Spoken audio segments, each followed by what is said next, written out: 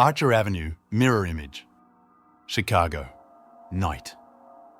The city exhales a long, cold breath that clings to the concrete like fog to a graveyard. The rain falls in steady sheets, rhythmic and relentless, painting the asphalt in liquid silver and fractured reflections. Every drop seems to echo the heartbeat of a city built on forgotten bones and restless memories. The glow of neon signs blurs in the water-slicked streets, casting wavering halos over alleyways and rusted rooftops. Horns wail in the distance. Somewhere, a train howls like a wounded beast. But none of that matters. Not tonight. Not where we're going. We're turning away from the living skyline, heading south, where stories twist and coil like smoke. Archer Avenue, a long, dark scar stretching across the south side. They say the dead walk there. That mirrors lie. That near the gates of Resurrection Cemetery, the veil between worlds thins like skin stretched too tight. Mark, 20-something, sharp-jawed and sharp-tongued. The kind of guy who laughs too loud in horror movies and rolls his eyes at ghost tours. He's armed with bravado and caffeine, blasting classic rock as if volume could scare off the dark. He's never believed in anything he couldn't touch. Until now.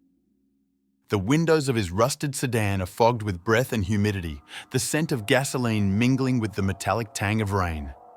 He barrels down the avenue like he owns it, tires hissing against the wet road. On the passenger seat, an energy drink, half empty. In the back, a baseball bat, just in case. He's not afraid. Not yet. Tonight, he's on a mission. To debunk the myth.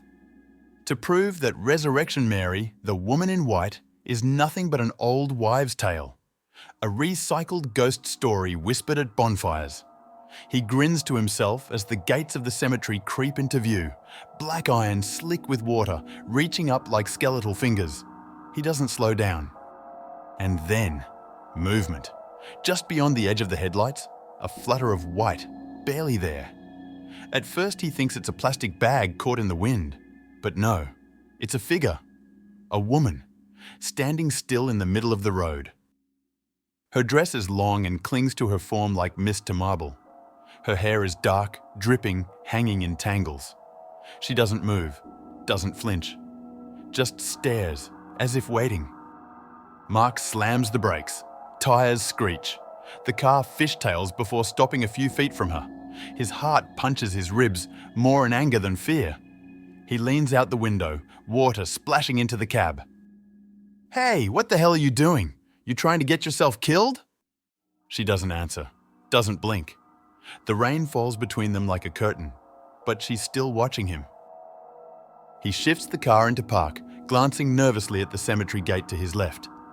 Then back at her. But she's gone. The engine sputters. The dashboard lights flicker like dying stars. The music cuts out mid-riff, replaced by a silence so total it roars. The rain keeps drumming on the roof, but inside, it's tomb quiet. The temperature drops. A chill seeps through the vents, biting at his fingers. Mark reaches for the ignition again. Nothing. The battery light flares red. The car groans, then falls silent. He checks the rearview mirror. And that's when he sees it, her, again. But not standing outside. Inside the mirror, upside down. As if she's crawling along the ceiling of some other world that mirrors this one. Her face is wrong. Elongated, hollow. As if someone had sculpted it from wax and then let it melt under a too-hot light. Her eyes are pits of nothingness. Black holes that drink in the weak light of the cabin and reflect back nothing. Her mouth twists into a smile that doesn't reach her cheeks. It's not a smile of joy. It's a promise, a warning, a trap. Mark can't breathe. His hands shake. He looks back over his shoulder. She's not there. Not in the back seat. But in the mirror, she's moving. Closer. He fumbles for the keys, dropping them in his lap. Swears, tries again. The ignition clicks, once, twice, a third time, still nothing.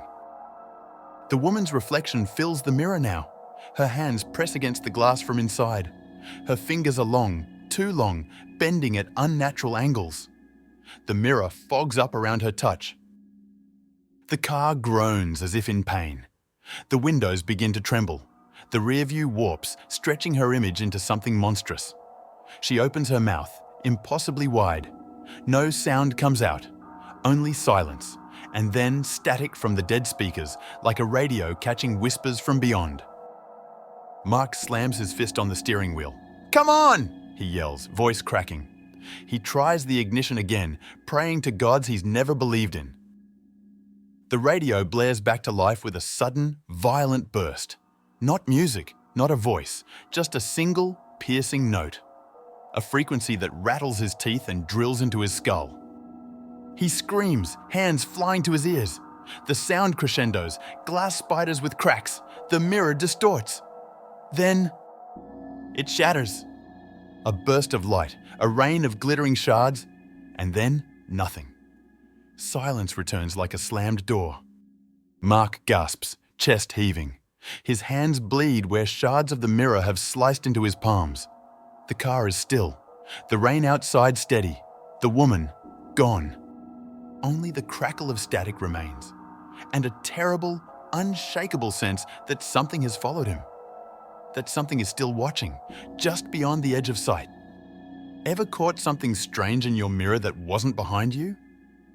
Ever driven a road that felt more like a tunnel to someplace else? Don't forget to like, subscribe, and share if you dare. The road doesn't forget, and neither do the dead.